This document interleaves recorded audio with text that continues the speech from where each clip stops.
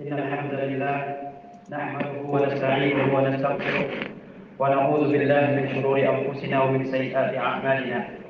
من يهده الله فلا مضل له ومن يضلله فلا هادي له. أشهد أن لا إله إلا الله وحده لا شريك له وأشهد أن محمدا عبده ورسوله صلى الله عليه وسلم لا نبي بعده. يا أيها الذين آمنوا اتقوا الله حق تقاته ولا تموتن إلا وأنتم مسلمون. يا أيها الناس اتقوا ربكم الذي خلقكم من نفس واحدة وخلق منها زوجها وبث منهما رجالا كثيرا ونساء واتقوا الله الذي تساءلون به والأرحام إن الله كان عليكم رقيبا. يا أيها الذين آمنوا اتقوا الله وقولوا قولا سديدا يصلح لكم أعمالكم ويغفر لكم ذنوبكم ومن يطع الله ورسوله فقد فاز فوزا عظيما. أما بعد فإن أصدق الحديث كتاب الله تعالى وخير الهدي هدي محمد صلى الله عليه وسلم وشر الأمور محدثاتها وكل محدثة بدعة وكل بدعة ضلالة وكل ضلالة في النار. Amma ba'du, kaum muslimin jamaah salat Jumat yang dirahmati Allah Subhanahu wa taala. Mari kita bersyukur kepada Allah Subhanahu wa taala atas limpahan rahmatnya, nikmatnya, hidayahnya, pertolongannya kepada kita semua, sehingga kita bisa menjalankan aktivitas kita sehari-hari di dalam kehidupan ini. Salawat berserta salam mari kita hadiahkan buat Nabi kita, Rasul kita, teladan kita Muhammad sallallahu alaihi wasallam dengan mengucapkan Allahumma salli ala Muhammad wa ala ali Muhammad. Kemudian mari kita berupaya dengan segenap kemampuan yang ada pada kita untuk meningkatkan ketakwaan kita kepada Allah Subhanahu wa taala dengan menjalankan perintah-perintah Allah Subhanahu wa taala dan menjauhi larangan-larangan Allah Subhanahu wa taala. Hadirin salat Jumat yang dimuliakan oleh Allah Subhanahu wa taala. Kalau kita memperhatikan ayat-ayat yang membahas tentang puasa, ayat-ayat yang membicarakan tentang hukum-hukum puasa. Pertama, Allah Subhanahu wa taala mengatakan ya ayyuhallazina amanu kutiba alaikumus shiyam. Di ayat selanjutnya Allah mengatakan ayyaman ma'dudat. Kemudian di ayat selanjutnya Allah mengatakan syahrul ramadhan allazi unzila fihi al-Qur'an. Lalu Allah Subhanahu wa taala menyebutkan satu ayat yang tidak berkenaan dengan puasa, yaitu wa idza sa'alaka 'ibadi 'anni fa inni qarib. Lalu Allah Subhanahu wa taala kembali menyebutkan tentang hukum-hukum puasa. Uhilla lakum lailatas shiyamir rafathu ila nisaikum. Di antara ayat-ayat puasa ada satu ayat yang membahas tentang doa. Wa idza sa'alaka 'ibadi 'anni fa inni qarib. Ujibu da'watad da'i idza da'an falyastajibu li wal yu'minu bi la'allahum yarshudun. Apabila hambaku bertanya kepada engkau wahai Muhammad sallallahu alaihi wasallam, anni, tentang diriku, kata Allah Subhanahu wa taala, fa inni qarib, sesungguhnya aku dekat. Ujibu da'watad da'i idza da'an, aku akan mengabulkan, mengijabah doa seseorang yang berdoa apabila dia berdoa kepadaku. Falyastajibu li, hendaklah mereka melaksanakan perintah-perintahku, wal yu'minu bi, dan hendaklah mereka beriman kepadaku, la'allahum yarshudun, agar mereka mendapatkan bimbingan dan petunjuk dari Allah Subhanahu wa taala. Jadi di antara ayat-ayat puasa mulai dari ayat 183, kemudian di sela-sela ayat puasa tersebut Allah Subhanahu wa taala menyebutkan tentang berdoa, menyebutkan satu ayat yang membahas tentang doa. Ini apa rahasianya kaum muslimin yang dirahmati Allah Subhanahu wa taala? Al-Imam Raghib Al-Asfihani rahimahullahu taala, beliau mengatakan, tatkala Allah Subhanahu wa taala memerintahkan hamba-hambanya yang beriman untuk mengagungkan zat Allah Subhanahu wa taala dan untuk bersyukur kepada Allah Subhanahu wa taala, yaitu pada firman Allah Subhanahu wa taala, walitukabbirullaha ala ma hadakum wa la'allakum tashkurun.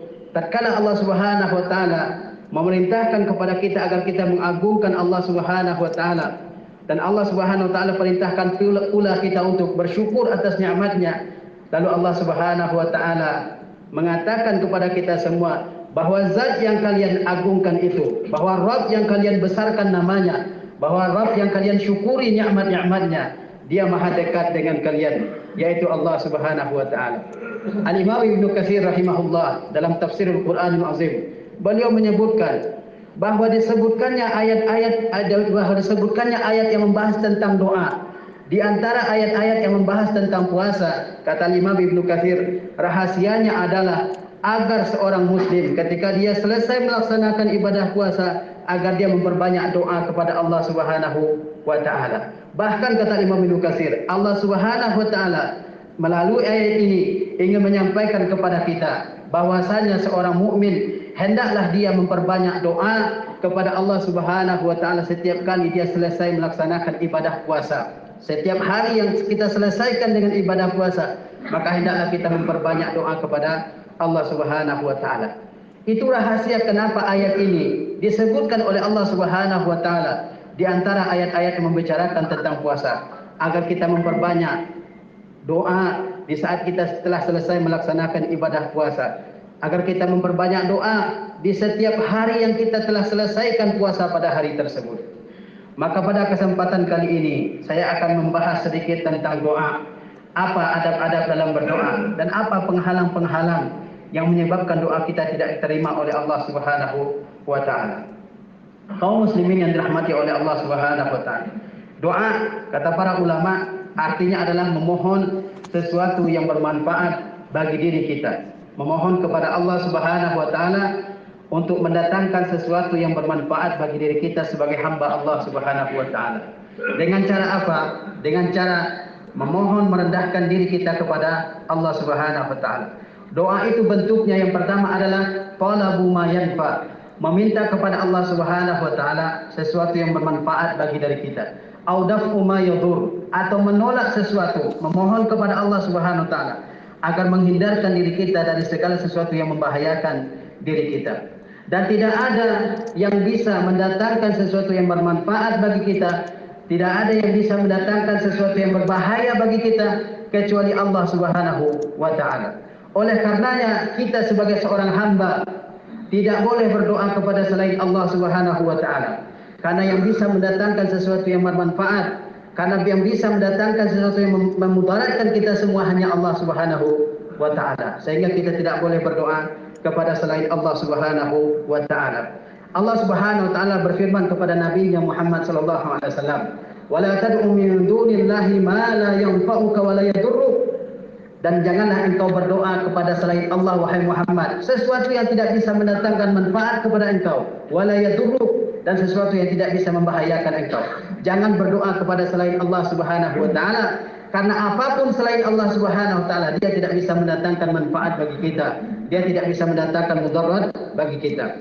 Kemudian Allah Subhanahu wa taala dalam ayat lain, Allah mengatakan, "Qul ata'buduna min dunillah ma la yamliku lakum darran wa la naf'a." Katakanlah, apakah kalian akan menyembah selain Allah Subhanahu wa taala? Apakah kalian akan berdoa kepada selain Allah Subhanahu wa taala? Ma la yamliku lakum darra, sesuatu yang tidak memberikan mudarat kepada kalian, wala naf'a, dan tidak mendatangkan manfaat bagi kalian. Apapun di dunia ini tidak dapat mendatangkan manfaat bagi kita, tidak dapat mendatangkan mudarat bagi kita. Yang hanya bisa mendatangkan sesuatu yang bermanfaat dan bisa mendatangkan sesuatu yang mudarat bagi kita hanya Allah Subhanahu wa taala. Oleh karenanya kita sebagai orang mukmin tidak boleh berdoa kepada siapapun kepada siapapun selain kepada Allah Subhanahu wa taala. Oleh karenanya dalam Al-Qur'an Allah Subhanahu wa taala berulang-ulang kali memerintahkan kepada kita agar kita hanya berdoa kepada Allah Subhanahu wa taala. Fad'ullaha mukhlishina lahuddin walau karihal kafirun, kata Allah Subhanahu wa taala. Berdoalah kalian hanya kepada Allah Subhanahu wa taala dengan mengikhlaskan agama kepadanya, dengan mengikhlaskan doa kalian kepadanya. Jangan berdoa kepada selain Allah Subhanahu wa taala. Jangan meminta kepada selain Allah Subhanahu wa taala. Berdoalah kalian kepada Allah dengan mengikhlaskan, dengan menuluskan agama kalian untuk Allah Subhanahu wa taala. Walau karihal kafirun. Walaupun ada orang-orang kafirun yang membenci kalian. Was'alullah min fadli innallaha kana bikulli syai'in alima. Dan memintalah kalian kepada Allah, memintalah kalian kepada Allah. Allah katakan jangan meminta kepada selainnya. Itu mafhumnya, mafhum mukhalafahnya. Memintalah kalian semua kepada Allah Subhanahu wa taala. Innallaha kana bikulli syai'in alima. Sesungguhnya Allah Subhanahu wa taala Maha mengetahui segala sesuatu.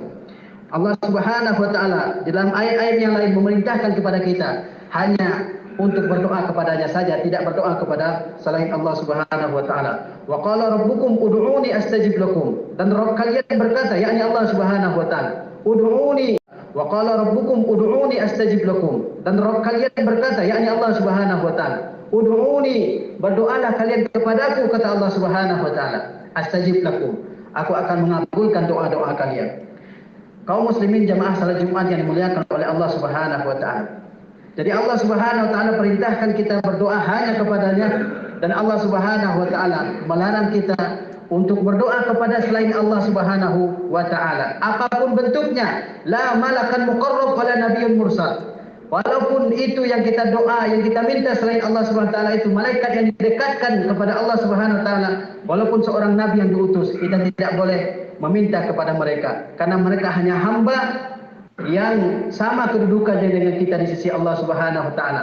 Apabila kita memintalah kepada Allah Subhanahu wa taala. Apabila kita memohonlah hanya kepada Allah Subhanahu wa taala. Allah yang memiliki segala sesuatu, Allah yang maha berkuasa atas segala sesuatu. Kemudian apabila kita ingin doa kita diijabah, dikabulkan oleh Allah Subhanahu wa taala, maka ada adab-adab yang mesti kita jaga. Semakin kuat kita memperhatikan adab-adab tersebut, maka doa kita akan semakin dekat dengan diterima oleh Allah Subhanahu wa taala. Tetapi kalau kita kurang memperhatikan atau tidak memperhatikan adab-adab dalam berdoa, maka kemungkinan doa kita tidak diterima oleh Allah Subhanahu wa taala. Maka pada kesempatan kali ini kita lihat apa saja adab-adab yang dijelaskan oleh Rasulullah sallallahu alaihi wasallam kepada kita ketika kita hendak berdoa kepada Allah Subhanahu wa taala. Yang pertama, apabila kita ingin berdoa kepada Allah Subhanahu wa taala, maka carilah waktu-waktu yang mulia di sisi Allah Subhanahu wa taala. Cari waktu-waktu yang mulia di sisi Allah Subhanahu wa taala.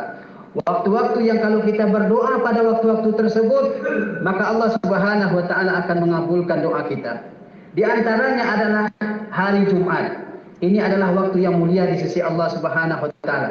Saat terakhir, jam terakhir di hari Jumat, sebagaimana dijelaskan oleh Rasulullah sallallahu alaihi wasallam. Hari terakhir di hari Jumat ini, itu adalah waktu mustajab, waktu yang diterimanya doa oleh Allah Subhanahu wa taala. Jangan diabaikan waktu tersebut. Kalau kita ingin doa kita diterima oleh Allah Subhanahu wa taala, maka saat terakhir hari Jumat sebelum matahari tenggelam, itu adalah waktu terakhir hari Jumat sebagaimana dijelaskan oleh hadis Rasulullah sallallahu alaihi wasallam, dan itu adalah waktu mustajab di hari Jumat ini. Kemudian pada hari Arafah misalnya, itu adalah waktu mustajab untuk berdoa, baik bagi orang yang melaksanakan ibadah haji ataupun bagi orang yang tidak melaksanakan ibadah haji. Kemudian juga pada bulan Ramadan, ini adalah waktu mustajab. Bulan Ramadan yang kita sekarang sedang jalani, ini adalah waktu yang mustajab, waktu yang sangat baik untuk kita gunakan untuk berdoa kepada Allah Subhanahu wa taala. Jangan dilalaikan oleh hal-hal yang lain selain daripada kegiatan ibadah kepada Allah Subhanahu wa taala, termasuk di antaranya adalah memperbanyak doa di saat kita berpuasa ini. Rasulullah sallallahu alaihi wasallam bersabda, "Salasu da'awatin mustajabat." Ada 3 macam doa yang diijabah oleh Allah Subhanahu wa taala. Yang pertama kata Rasulullah, da'watus shaim, doanya orang yang sedang berpuasa. Yang kedua, wa da'watul musafir, dan doanya orang yang sedang safar dalam perjalanan jauh. Dan yang ketiga adalah wa da'watul mazlum, dan doa orang yang dizalimi. Kata Rasulullah, ada 3 macam doa orang yang diterima oleh Allah Subhanahu wa taala. Doa orang yang sedang berpuasa, doa orang yang sedang safar, doa orang yang sedang dizalimi. Ini 3 doa ini adalah doa yang diterima oleh Allah Subhanahu wa taala. Ketika kita berpuasa, maka gunakanlah kesempatan ini untuk memperbanyak doa kepada Allah Subhanahu wa taala. Mudah-mudahan Allah Subhanahu wa taala memberikan apa yang kita inginkan selama ini. Jangan disibukkan dengan hal-hal lain yang tidak bermanfaat atau kurang bermanfaat di saat kita berpuasa ini.